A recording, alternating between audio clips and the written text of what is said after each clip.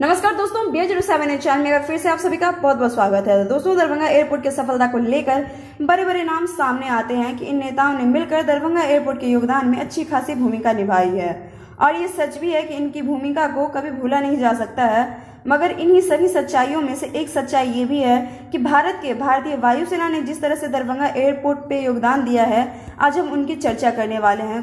दरभंगा के नागरिक उड़ान संचालन में भारतीय वायुसेना का अपार योगदान। जी हाँ दोस्तों, वायुसेना ने 8 नवंबर 2020 से दरभंगा में नागरिक हवाई परिचालन शुरू करने की सुविधा प्रदान की और सुरक्षित संचालन के लिए हवाई क्षेत्र में अपर्याप्तता के बावजूद उपयुक्त पार्किंग स्टैंड या एप्रन के बिना रनवे के टर्न पैड पर विमान को पार्क करने की अनुमति देकर नागरिक विमानन संचालन को सक्षम किया।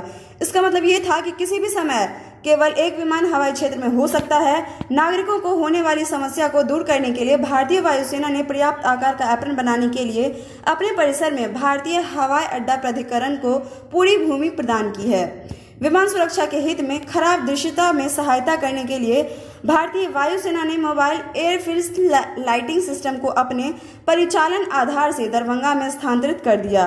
भारतीय वायुसेना ने हवाई क्षेत्र की प्रकाश व्यवस्था की स्थापना और भूमि को समेटकर यात्री आराम के लिए एक टर्मिनल भवन के निर्माण के लिए भारत के हवाई अड्डा प्राधिकरण को सक्षम और सहायता प्रदान की है।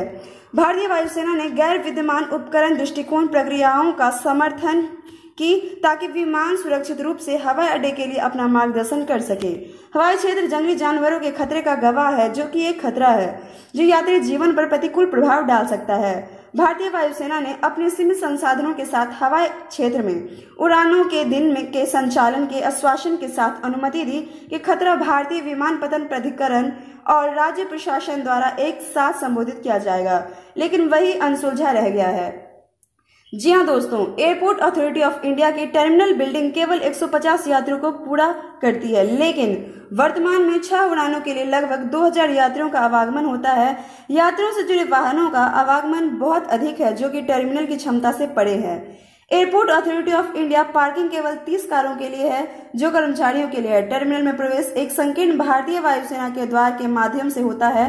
यातायात और सुरक्षा चिंताओं के क्रमिक प्रवाह के लिए कोई प्रभावी यातायात प्रबंधन नहीं होने के कारण यात्रियों को गेट पर उतरने के लिए कहा जाता है, जिसके बाद उन्हें लगभग 200 मीटर की दूरी तय करनी होती है।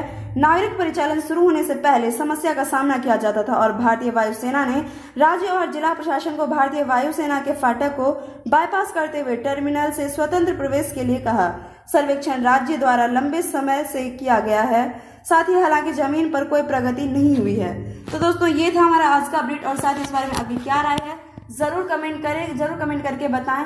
और साथ ही दरभंगा से जुड़े हुए लोकल अपडेट या फिर हवाई अड्डा से जुड़े हुए जो भी अपडेट्स हैं, इन सभी से जुड़े रहने के लिए आप हमारे चैनल को सब्सक्राइब जरूर करें और बेल आइकन प्रेस करना बिल्कुल भी ना भूलें, ताकि हर अपडेट हम समय से आपके पास पहुंचा सकें। शुक्रिया दोस्तों।